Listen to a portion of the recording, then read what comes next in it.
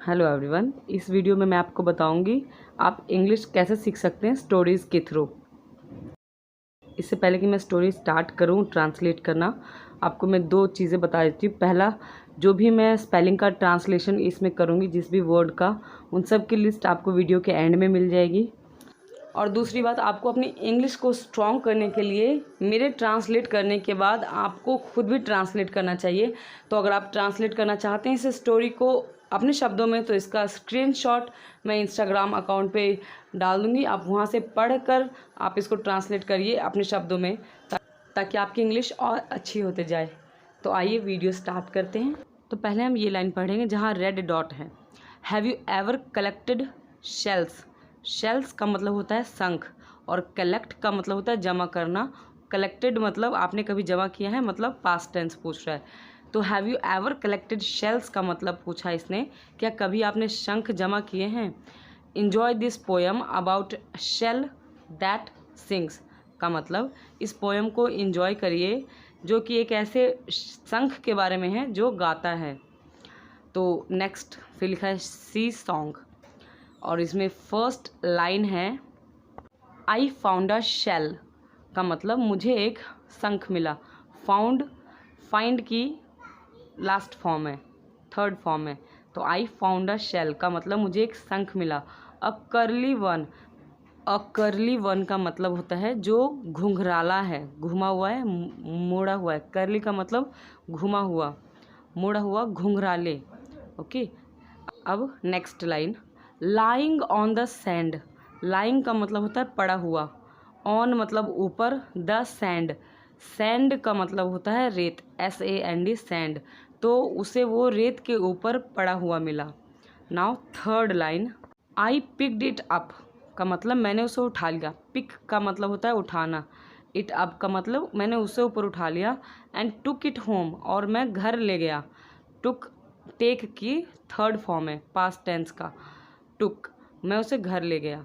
Cold inside my hand का मतलब मेरे हाथों में वो ठंडा लग रहा था, क्योंकि वो रेत पर पड़ा हुआ था और रेत ठंडी होगी समुद्र की पानी की वजह से, और इसलिए वो शंख भी ठंडा होगा। तो इसलिए वो उसके हाथों में ठंडा ठंडा लग रहा होगा, तो इसलिए लिखा है cold inside my hand. Now next paragraph, mummy looked at it and then का मतलब मम्मी ने इसकी तरफ देखा और तब, एंड देन, देन का मतलब होता है तब। और जो यहाँ वर्ड है लुक्ड, लुक का थर्ड फॉर्म है, लुक्ड मतलब देखा।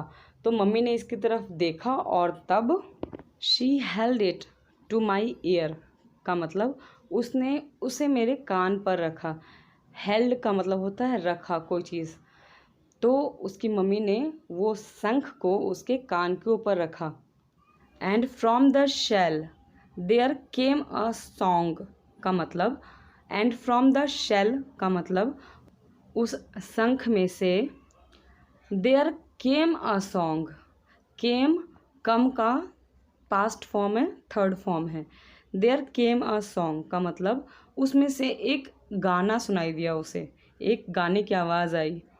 और वो आवाज़ कैसे थी गाने की, soft and sweet and clear का मतलब वो जो सॉन्ग की आवाज़ उसको आ रही थी वो बहुत ही सॉफ्ट था, स्वीट था, यानी कि उसको बहुत मीठी आवाज़ लग रही थी वो गाने की, और क्लियर, और एकदम साफ साफ था।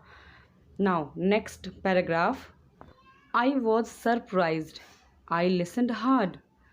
आई वॉज सरप्राइज्ड का मतलब मैं भौंचक्का रह गया, यानी कि ये उसने उम्मीद नहीं की थी कि उस शंख में से वो कान लगाने पर उसको गाने की आवाज़ आएगी जब वो कान पर लगाएगा। तो यही सब देख के वो सरप्राइज्ड था, भौंचक्का हो गया था। उसके बाद लिखा आई लिसनड हार्ड। लिसनड, लिसन की थर्ड फॉर्म है जिसका मतलब होता है सुनना, और हार्ड वर्ड यहाँ ये दिखाता है कि उसने बहुत ध्यान से सुनने की कोशिश की। किसी भी वर्ड के पीछे अगर हार्ड लगे तो उसका वो मतलब है कि आप उन्हें उस काम को करने के लिए बहुत मेहनत की, बहुत ध्यान लगाया। But it was really true का मतलब जब उसने बहुत ध्यान से भी सुना तो भी उसको उसमें से आवाज़ आ रही थी गाने की। तो इसीलिए इस बच्चे ने कहा है कि but it was really true का मतलब सच में उसमें से आवाज़ आ रही थी, यानी कि शंख में से आवाज़ आ रही थी। Now next line, I wish you'd find a nice big shell का मतलब आई विश का मतलब मैं आशा करता हूँ या मैं कामना करता हूँ या मैं उम्मीद करता हूँ। यूड का मतलब यू डिड का मतलब तुम्हारे साथ ऐसा हो। I wish you did find, मैं आशा करता हूँ कि तुम्हें भी मिले। क्या चीज़ मिले? अ नाइस बिग शेल, एक बहुत ही अच्छा बड़ा शंख। क्यों? And hear it singing too, क्योंकि वो चाहता है कि आप भी इसके गाने की आवाज़ सुने। एंड हियर का मतलब सुने, इट मतलब शंख, इट इसकी, सिंगिंग टू इसके गाने की आवाज़। अब मैं आपको पूरी स्टोरी का एक बार और ट्रांसलेशन करके बताती हूँ। I found a shell a curly one का मतलब मुझे एक शंख मिला जो घुमा हुआ था, घुमावदार था। लाइंग ऑन द सैंड का मतलब रेत के ऊपर पड़ा हुआ था। I picked it up and took it home का मतलब मैंने उसे उठाया और घर ले गया। कोल्ड इनसाइड माई हैंड, जो मेरे हाथों में ठंडा ठंडा लग रहा था। Mummy looked at it, mummy ने इसकी तरफ देखा। एंड देन और तब she held it to my ear का मतलब उसने उस शंख को मेरे कानों पर रखा, कान के पास रखा सुनने के लिए। क्या? And from the shell there came a song, और उस शंख में से एक गाने की आवाज़ आई। और वो आवाज़ कैसी थी गाने की? Soft and sweet and clear, जो कि बहुत साफ, मीठी और सॉफ्ट थी।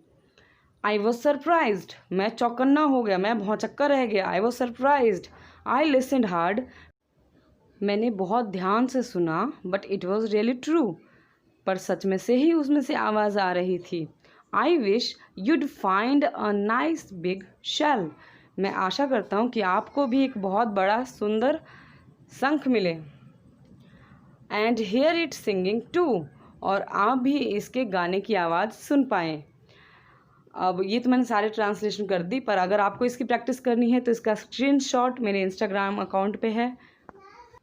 आप प्लीज़ वहाँ जाके इसको पढ़िए और अपने शब्दों में इसको ट्रांसलेट करिए ताकि आप इंग्लिश सीख पाएँ। अगर आपको इंग्लिश से हिंदी ट्रांसलेट करना आ गया तो आप हिंदी से भी अपनी बातों को इंग्लिश में आसानी से ट्रांसलेट कर पाएंगे, बोल पाएंगे।